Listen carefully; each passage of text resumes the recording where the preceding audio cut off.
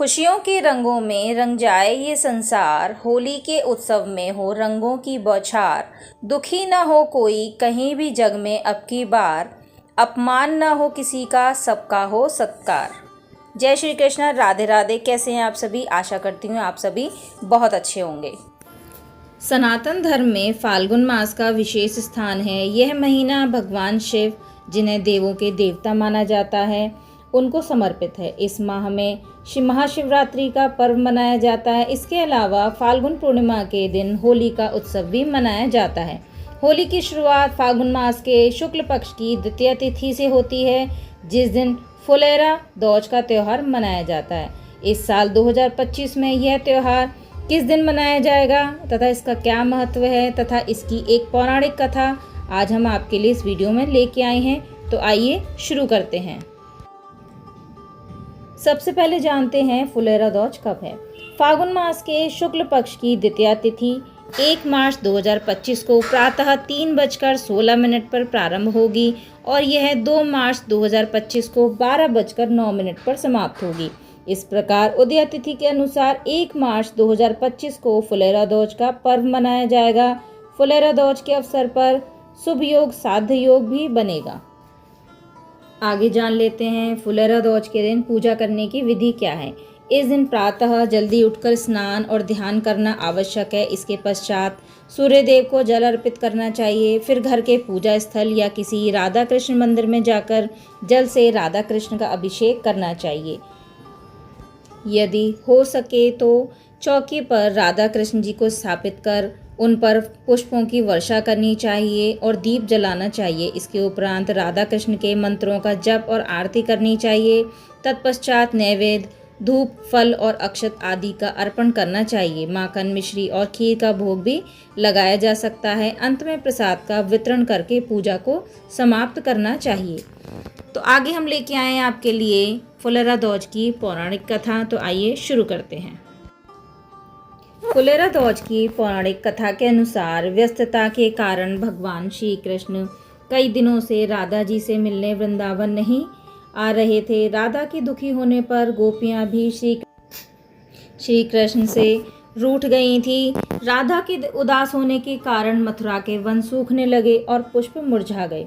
वनों की स्थिति के बारे में जब श्री कृष्ण को पता चला तो वे राधा से मिलने वृंदावन पहुँचे। श्री कृष्ण के आने से राधा रानी बहुत खुश हो गईं और चारों ओर हरियाली छा गई। कृष्ण ने खिल रहे पुष्प को तोड़ लिया और राधा को छेड़ने के लिए उन पर फेंक दिया। राधा ने भी ऐसा ही किया।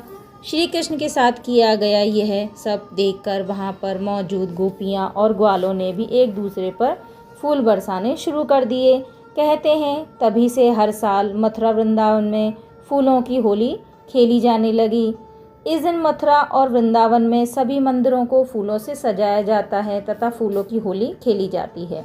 फुलेरा दौज का उत्सव उत्तर भारत के गांवों में बड़ी धूमधाम से मनाया जाता है। इस त्योहार को फूलों से रंगोली बनाकर श्री राधा कृष्ण का विशेष रूप से फूलों से श्रृंगार करके उनका पूजन किया जाता है। आगे जानेंगे फुलेरा दौज पर किए जाने वाले कुछ ऐसे उपाय जिनसे भगवान श्री कृष्ण और राधा रानी बहुत खुश होते हैं। तो आइए जानते हैं। सबसे पहले फुलेरा दौज पर भगवान श्री कृष्ण और राधा रानी की पूजा करना साथ में बहुत ज़रूरी होता है। इस दिन दोनों पर गुलाल ज़रूर अर्पित करना चाहिए क्योंकि इस दिन से होली शुरू होती है।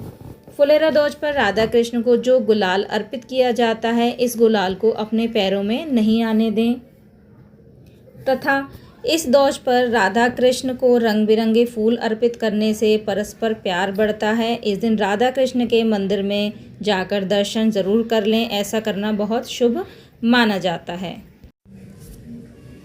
इस दिन राधा रानी को श्रृंगार की वस्तुएं ज़रूर अर्पित करें और उनमें से कोई चीज़ अपने पास संभाल कर रख लें। ऐसा करने से जल्द विवाह होगा। आप चाहें जो हो इस दिन बिना किसी मुहूर्त के भी विवाह कर सकते हैं। फुलेरा दौज पर किसी का भी अपमान नहीं करना चाहिए।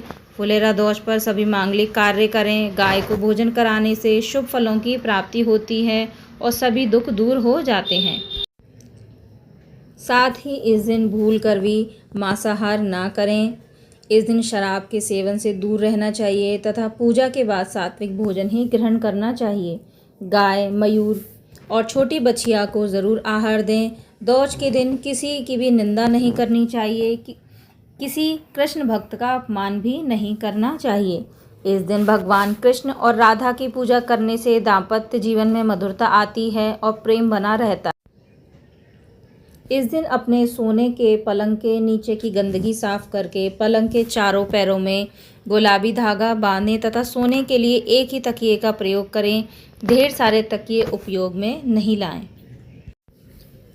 फुलेरा दौज के दिन सुबह के बाद शाम के समय रंगीन और साफ कपड़े पहनकर आनंद पूर्वक पुनः पूजन करें, क्योंकि शाम के समय किया गया पूजन सबसे उत्तम माना जाता है।